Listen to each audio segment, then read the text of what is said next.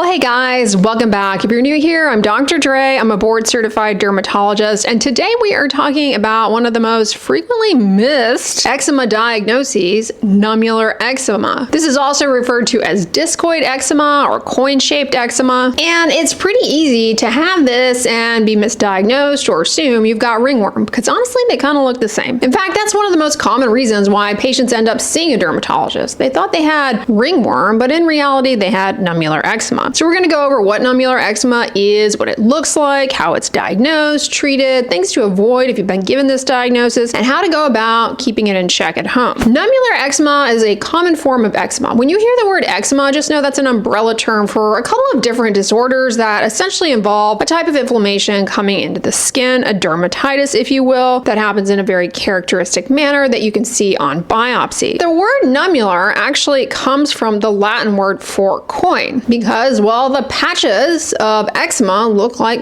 coins scattered across the skin, usually the size of about a quarter, though they can certainly become larger. Unlike other manifestations of eczema that might affect the skin folds, nummular eczema usually is going to appear as individual round plaques. These areas of affected skin are incredibly itchy. So while it looks very different from classic atopic dermatitis, it's still fundamentally a disorder of an impaired skin barrier. The skin loses moisture more readily, becomes inflamed, and easily irritated. And one of the most frustrating things about nummular eczema is we don't exactly know why it happens. Like, why is it that some people develop this and other people never have even heard of it, let alone been bothered by it? Like many things in dermatology, there's not one single cause. Instead, it's probably the result of several factors coming together. One of the biggest contributors is simply dry skin. When your skin becomes dry and the barrier disrupted, tiny little microscopic cracks, if you will, open up that allow for more evaporation of water, and inflammation is going to follow. This is one of the reasons why nummular eczema tends to get a lot worse in the winter months when the ambient humidity drops and when we kick on those indoor heaters that dry us out. But sometimes the rash can begin after a minor skin injury. Something as simple as a bug bite or a scratch, you start itching, the barrier becomes impaired. The next thing you know, you got a flare up of your eczema. And sometimes patients can develop a secondary bacterial infection over the nummular eczema, usually caused by staph bacteria, which can be introduced into the impaired skin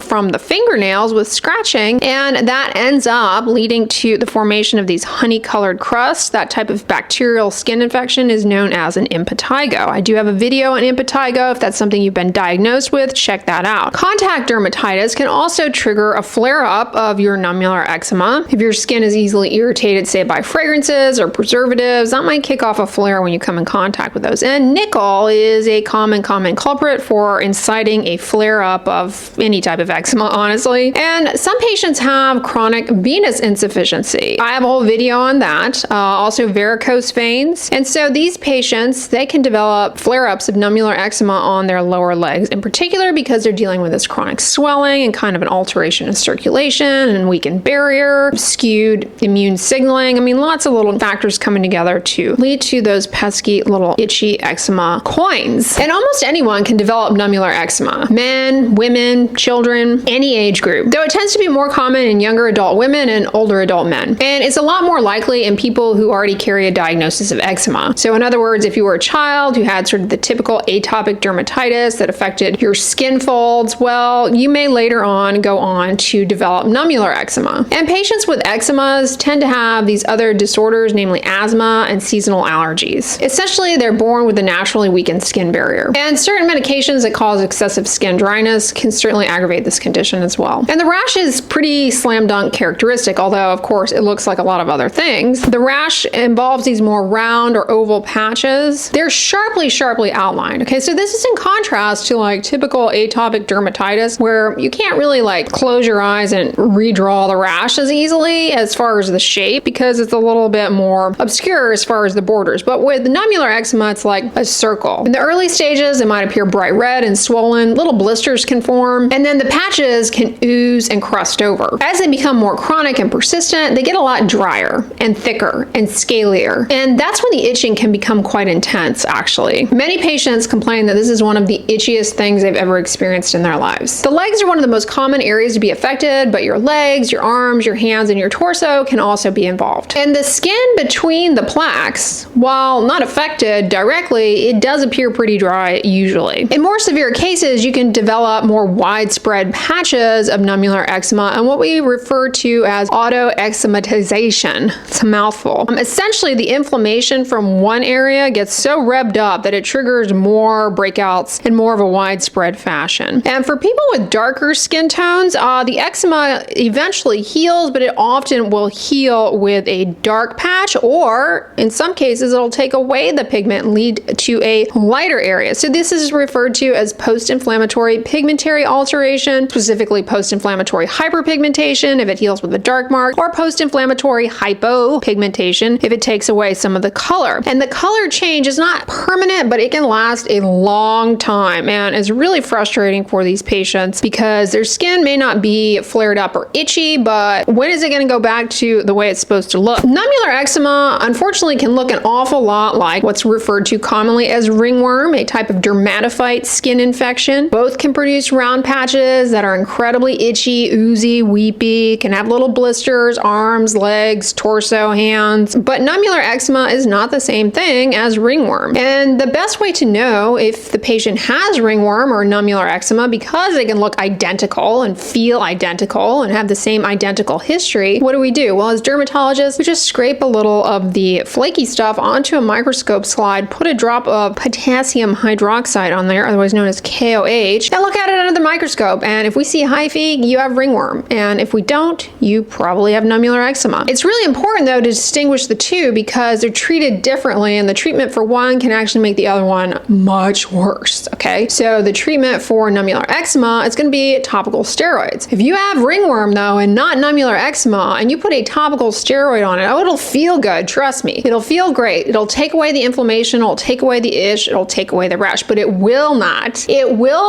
take away the fungus. Instead, the fungus will thrive because what it takes away is the inflammatory response to the fungus. So when there's no inflammatory response trying to get rid of the fungus, it's free to thrive. And therefore, you get a more involved fungal skin infection that can go quite deep. Not to mention, it can set the stage for the fungus becoming so hardy that it ends up resisting antifungal creams, especially if someone treated a rash that they didn't know, is this nummular eczema or is this ringworm? I don't have a microscope or I'm too busy. Let's just treat them with both an antifungal and a steroid cream. Bad idea. Bad idea. That is how we get the emergence of super strains of super resistant to our medication fungi, which is a real thing we're dealing with these days. Tinea indotinea specifically. And I have a whole video actually all about the resistant fungus infection, the resistant ringworm. Also important to point out that other conditions may mimic nummular eczema. Psoriasis, sometimes it can be hard to tell the difference. A condition known as pityriasis rosea, which I have a whole video on. This happens typically seasonally in response to usually a viral infection. And in contrast to nummular eczema, it doesn't come and go. It's so one and done thing, and then you move on in life. How exactly do we go about treating nummular eczema? It all involves repairing the skin barrier. And yeah, moisturizing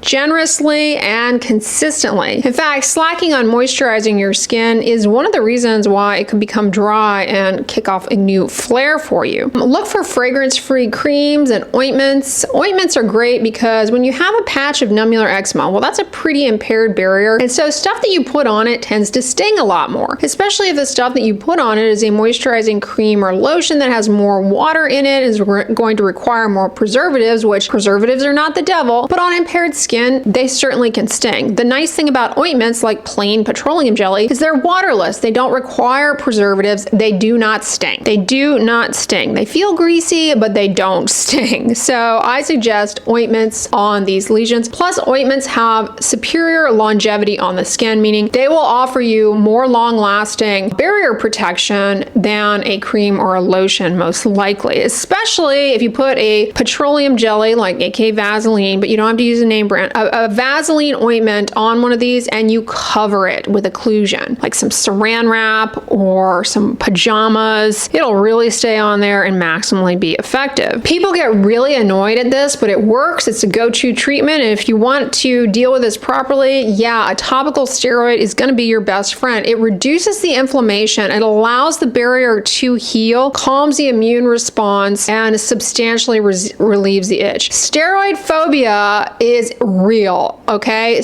People are terrified of topical steroids. If you have nummular eczema, fear not if you're in the hands of a dermatologist, okay? You're in good hands. They've made sure it's not a fungus. Let them treat you with the steroid cream. Use the steroid cream. Don't go on these forums that try and terrify you that you're going to get topical steroid withdrawal. Yes, topical steroid withdrawal is real. Watch my video on it. It's not going to happen in this situation as long as you're following with your dermatologist and using them appropriately. Patients are terrified and they come in and they say, this didn't work. And they're like, they show you this didn't work. And what are they showing you? A tube that is like 99% full. Yeah, it didn't work because you didn't use it. Okay. They don't work if you don't use them. Do not be afraid. Do not be afraid. Also, we suggest, and this is what works and we know to work best, is that once the eczema has calmed down with a topical steroid, don't stop using it right away. Use it for at least another week. And then, you can put it to the side in many cases once the rash has cleared up and use it on an as needed basis for if and when this bad boy flares up again. Now, for people with more widespread disease, we do have many other treatments. A lot of new treatments have come out in the past several years. In fact, I have a video that I need to edit on all of the new eczema treatments in 2026. Hopefully I get my act together and edit it soon because I don't want it to be 2027 before I actually put the video out. But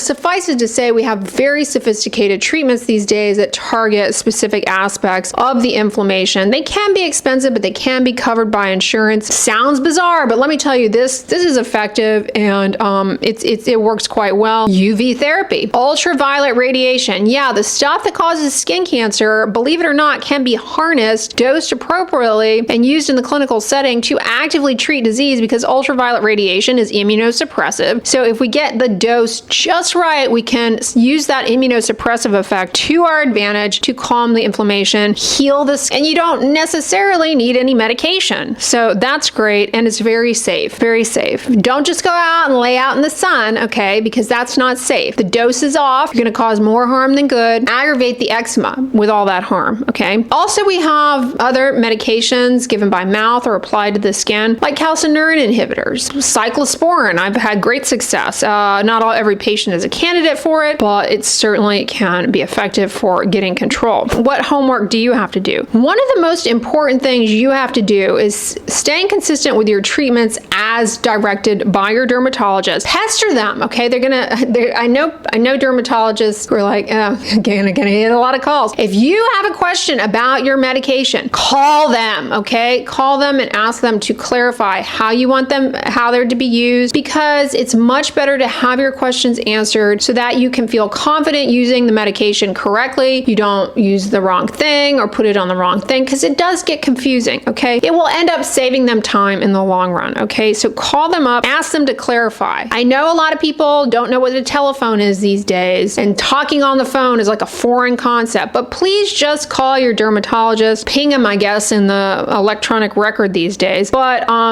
that's very important to do, is stay consistent. You also need to be consistent with moisturizing every single day. People watch my empties videos and they're like, how do you go through so much body lotion? I have atopic dermatitis, okay?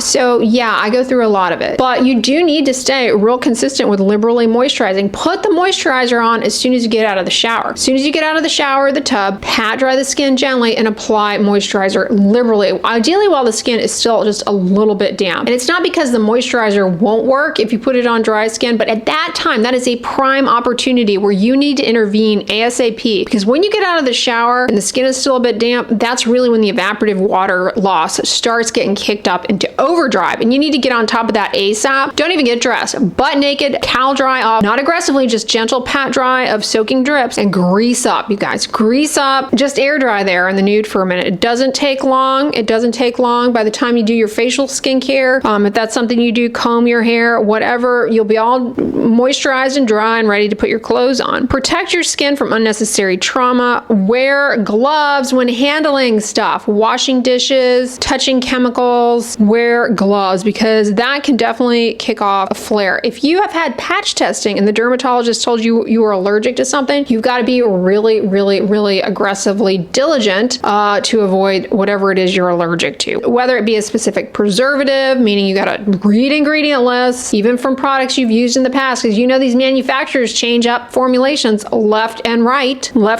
So always read the ingredients. Make sure that your confirmed allergen is not lurking in there. And if you have chronic venous insufficiency, watch my video on that. Treating the underlying swelling with compression therapy, leg elevation can also reduce recurrences. What's the long-term outlook? Like, how long are you going to be coping with this? Nummular eczema tends to be chronic, comes and goes, flares when the skin gets dry. But many people will experience prolonged periods of relief with no flare-ups, only having occasional ones. Winter can be a problem, stress can trigger it. But the good news is that a lot of people's nummular eczema just kind of burns out after a while and they no longer deal with it. It's some like magical intervention, okay? Something comes over them and they are somehow healed, okay? No one can explain it. There's no prediction that happens there. If and when it happens, you are thankful, but you're also mindful that it could come back. With good skincare, consistent moisturizing, and staying consistent with prescribed therapies, most people can achieve good control. All right, guys, I really hope this video was informative to you if you've been dealing with these round, itchy rashes and explaining what it is, how to deal with it. If you guys enjoyed today's video, give it a thumbs up, share it with your friends, and as always, don't forget, sunscreen and subscribe. I'll talk to you guys tomorrow.